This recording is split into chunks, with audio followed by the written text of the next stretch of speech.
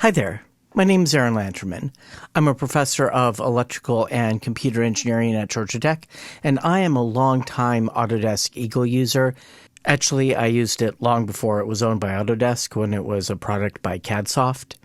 Anyway, Autodesk is dropping support for the desktop version of Eagle, and they want everyone to use the new electronics capabilities in Fusion 360, but I tried those out and I hate it.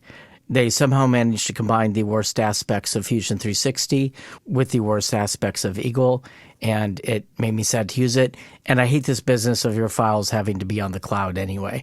So people suggested I check out KiCad. Maybe it's pronounced KiCad? I don't know. Leave a comment below as to how I should be pronouncing that. Anyway, for practice, let's lay out the schematic of the Serge dual processor. Okay, so I'm going to make a new project. Let's call it the Serge dual processor. I'll just call it proc. Okay. And let's go into the schematic editor. And I haven't used this before, so we'll see how this goes. Let's see. Will this add a part for me? Oh, loading symbol libraries. That's exciting. Let's see. For the op amp, for reasons I'll tell you later, I actually want to use the LM358. Let's see, we have that in here. Oh, will it choose these automatically for me if I put in two of them? Unit A, B, C, what does that mean? Oh, C is the power. All right.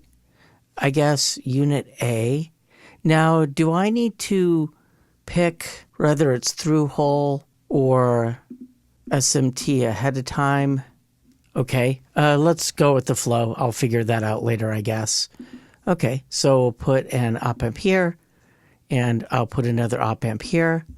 Okay, how do I zoom? How do I zoom? Zoom, zoom, zoom. Okay. Let's see. There we go. All right, so I've zoomed in a bit. Let me put in a resistor. Let's go to parts again. And I'll look for resistors maybe. Whoop. No, I don't want that. All right, let's try that again. R. Resistor US symbol. Sure. Now, do I need to pick sizes at this point? I'll be right back. Okay, I'm back. After searching around a bit, it looks like this is a very different workflow than Eagle. In Eagle, you need to decide your package ahead of time. It looks like the KiCad paradigm is that you make your schematic and then you assign the particular PCB footprints later. So that may take a while for me to get used to. I could also be misinterpreting that. Anyway, let's put in a resistor here. Does Control R rotate? Oh, yay, Control R rotates. Okay, maybe I'll put a resistor here. And let's see, let me escape. Can I move the label here around? How do I move this label? Let's see, can I click on it? What if I double click on it? Oh, there we go. All right. Maybe I'll move this. Whoop, I didn't want to do that. I want to move it. Let's do that down here too. No, it looks like I have to click. Okay, click, move. Click, then I can move. All right, let me see if I can copy this resistor. Paste it. All right, there we go. Actually, before I do that, let me figure out how to choose the values of the resistor. Okay, I'm supposed to be able to select a part and then click V to enter value. Oh, so this RUS is the value. So let's make that 100K. Okay, so a prime difference between KiCad and Eagle. Eagle is basically verb noun. It looks like KiCad is noun verb. All right, so let's click on this. V 100K. And now if I copy this, should be able to put this up here. All right. And let's see. Oh, I want the negative terminal on top. So let's see. Let me click this here. Can I mirror it vertically? Let's see. Let's try rotate, rotate. Oh, that did not do what I wanted. It put the stuff up here again. So I'll have to move it. Let's see. How do I mirror it in X? I guess I can do that. Is there a command to... Oh, wait a minute. What is this? Mirror vertically, mirror horizontally. X and Y. So let me click on this and try X. All right. And let's, whoop, I don't want to move the whole thing. Just want to move these symbols back down. So we'll put this here and put this down here. Oh, whoop.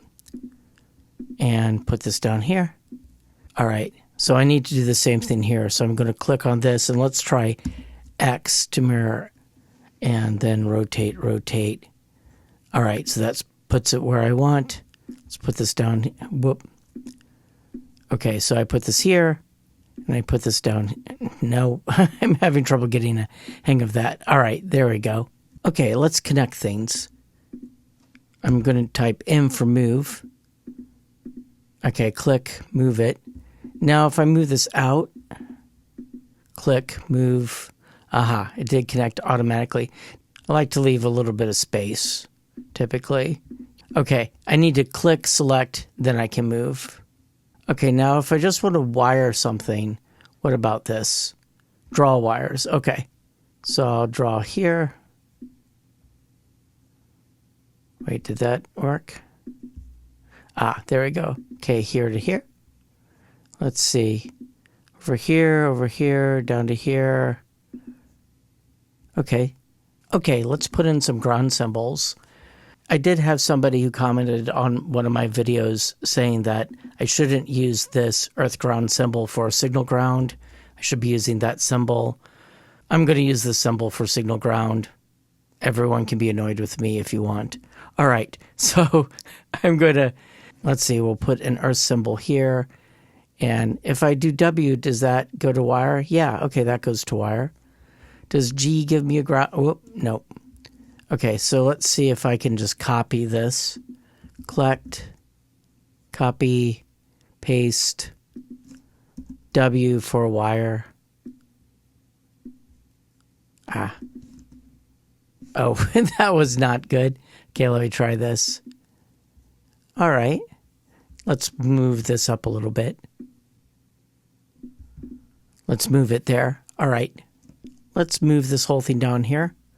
Oh, I could just click and drag. That's always a pain in the eagle. Here we go. And looks like I need to get used to how to stop the line going. Okay, let's move this guy here. W for wire. If I try to move this wire over. Oh, there we go. Okay. So let me zoom in here. This is awkward. Let me put M for move. Let's move. I just wound up with this little bit here. Let's try to delete that. That's weird. Okay, let's try to select that and delete it. Can't delete it? How do I delete something? Delete. Why can't I delete that? What's going on here? Delete. Okay, let's see if I can continue this here. Go down here, go down there. But why do I have this thing here I can't delete? Okay, now I can delete it. I don't know what was going on there. All right, so let's zoom out. There doesn't seem to be keyboard commands for zooming in and out. There's these menu options here. It's weird that there's no keyboard command. I'm used to using like plus and minus signs to zoom in and out or whatever. All right, so wire there. We need some diodes. Okay, let's add some, how about 1 and 4 1/4/8 standard boring diode. We'll stick one going this direction and I'll copy that. How do I scroll? Boy, the zooming feature is kind of weird. It's like it recenters to wherever your cursor is. Huh. Like if I put the cursor here and I zoom, oh, I don't like that. Let's see. I really just want it to kind of zoom in and out based on the center of the screen. It feels very strange. All right. Shift. Oh, shift. Okay. Wait, if I shift, I can pan up and down. Okay, if I hold down the option key, I can pan up and down with 2 fingers. Okay, this is weird. Okay, with the option key, I'm panning up and down. With the command key, I'm panning left and right. But I can't figure out how to just do a 2-finger pan. What if I do control? This is frustrating. So let me copy this diode. Let's see. Actually, let me do M to move, and I'll move this down here. I'll move the diode here, move this down here. Let me copy the... No, I just want to copy it. I just want to select it. I didn't want to pull up that whole menu again. I just wanted to copy that existing part. Okay, let me click that, and I'll type X. Okay, wiring up the diodes. Do. Wiring up the diodes. All right, so I have some of the basics down. The main thing that I'll also need is a potentiometer. Okay, so let's look for potentiometers. Okay, potentiometers. Oh, this is all very fancy. Okay, I just want good old-fashioned potentiometer. Let's use the right proper, let's see, no, potentiometer. Ah, there we go, with our proper squiggly signal. All right, so here's a potentiometer. Let's rotate. Oh, I don't need to hit control. I just hit R for rotate. And let's stick that in here.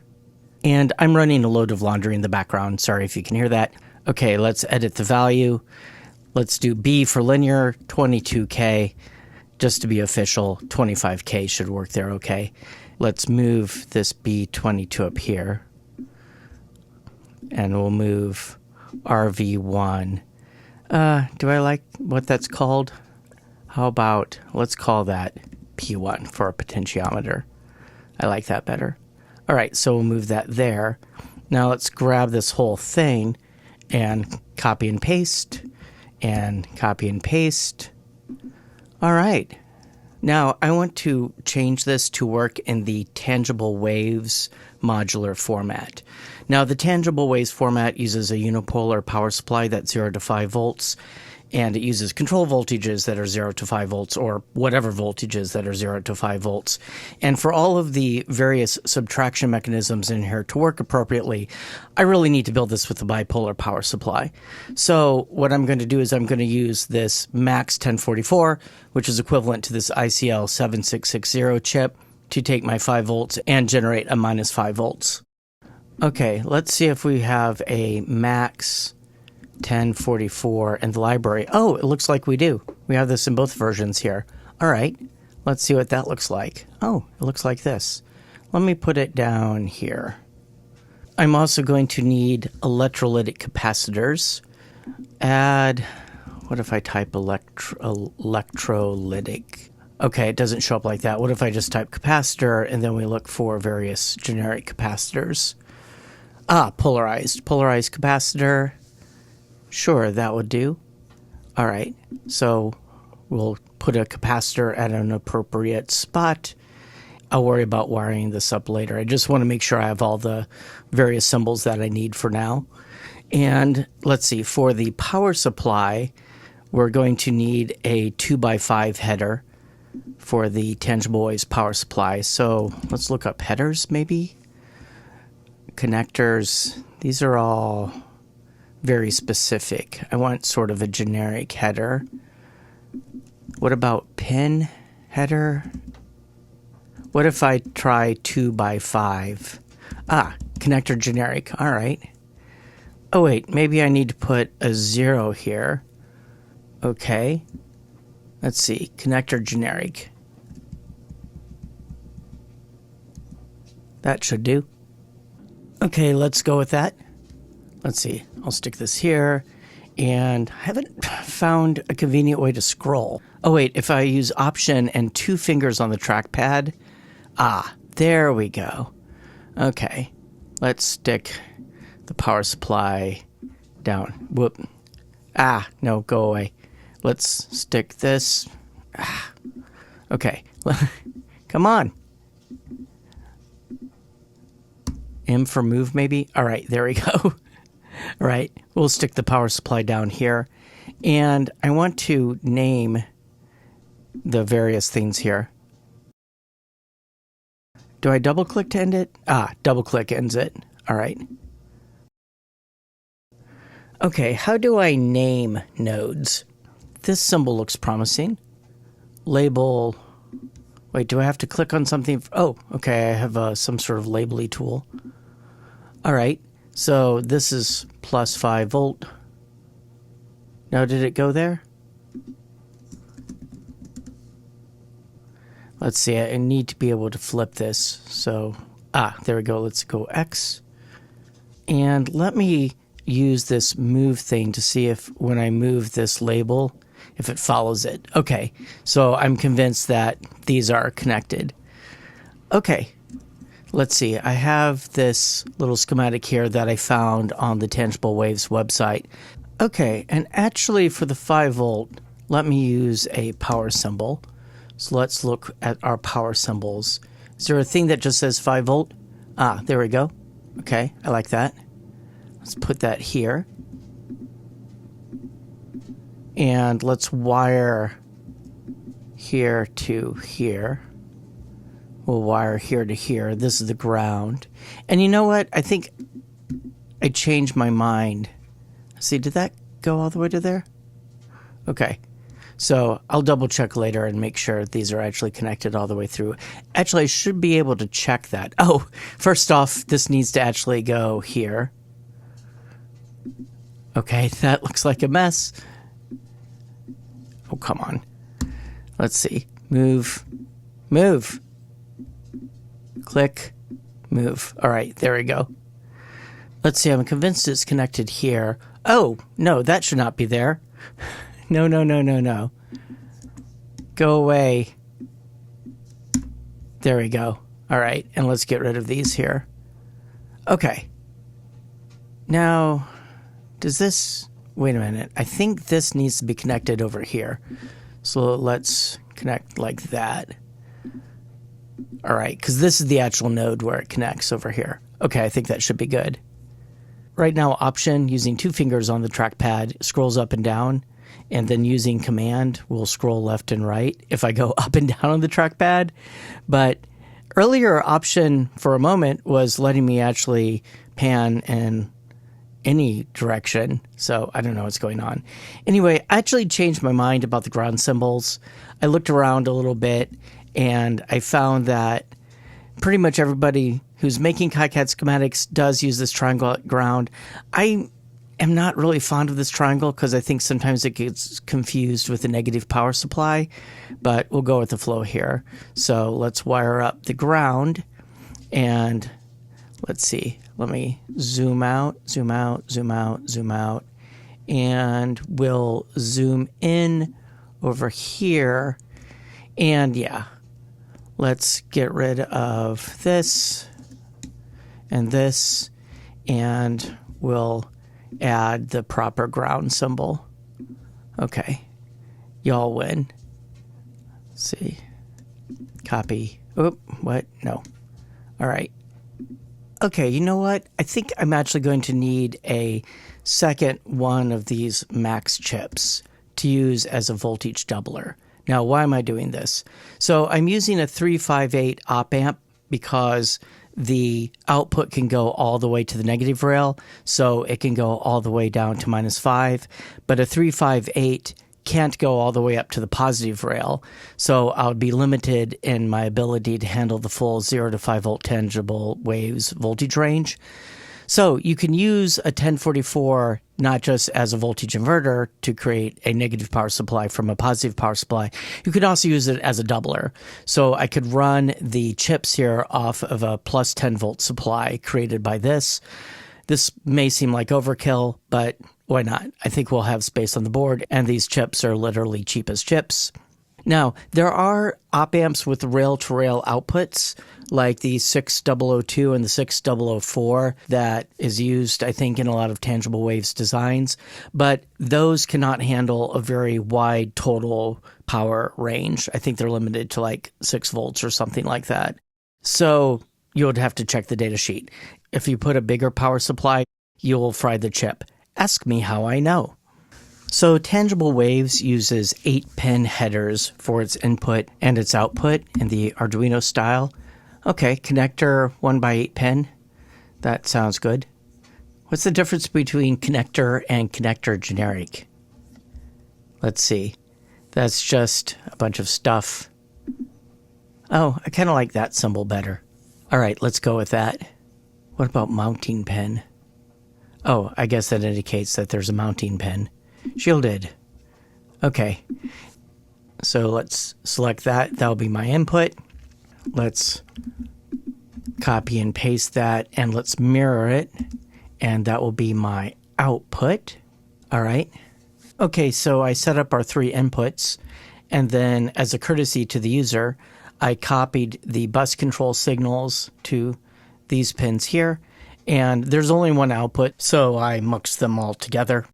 Let's see, what if I want to rename these things? Can I change this to R1? Will it complain at me? No, it didn't complain at me. It should probably, Eagle would have complained at me. Okay, make that R2. I wonder if there's another step where it notices if components have the same names or not and complains at you.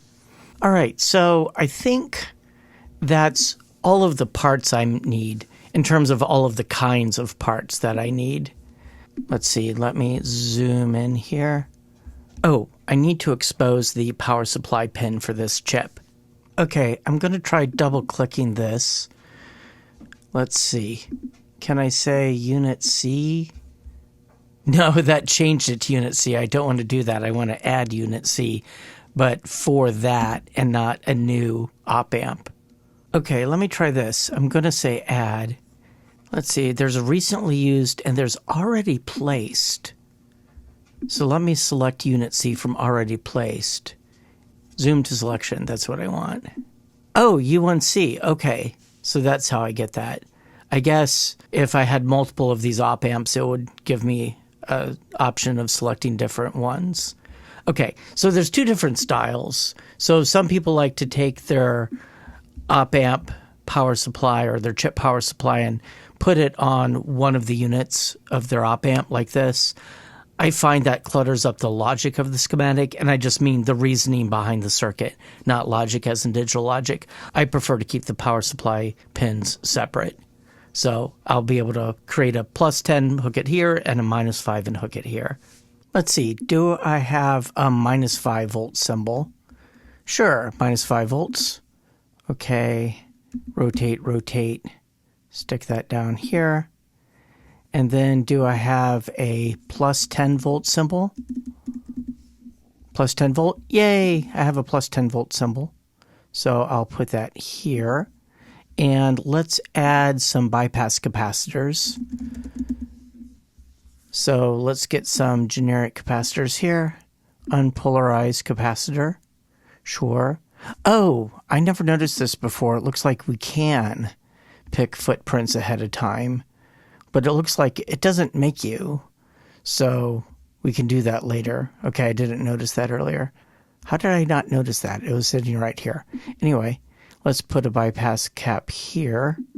And actually, I want to drag this up a little bit to put some space. There we go.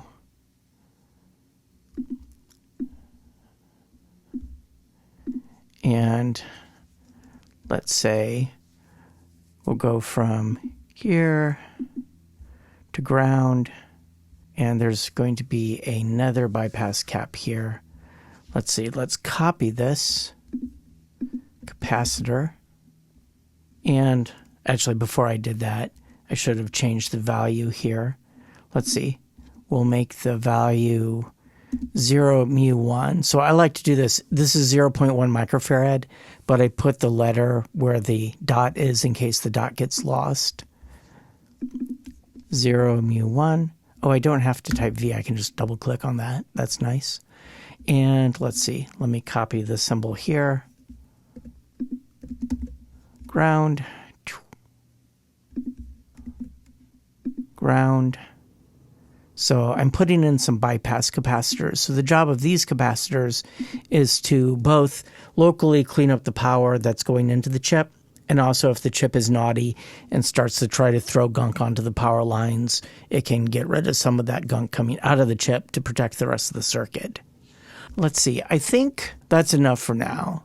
So I believe I have all of the kinds of components that I need in order to finish this. I can just copy the components that I have here, and I'll finish up this schematic offline. Next time we'll actually try to do the PCB layout. So I was fuddling around a bit, but I got the hang of this relatively quickly. I definitely got the hang of this faster than I got the hang of Eagle when I first used Eagle. Although Eagle was my first PCB design software. And once you learn one PCB design software, you kind of know them all. It's just the details of how it operates. I have a feeling that if you're brand new to PCB design, you could probably pick up KiCad a lot faster than you could pick up Eagle. That's my guess. Because Eagle just operates weird. KiCad feels like a modern graphical user interface. Eagle, the user interface, is basically a front end for a bunch of text commands, so it's a little strange.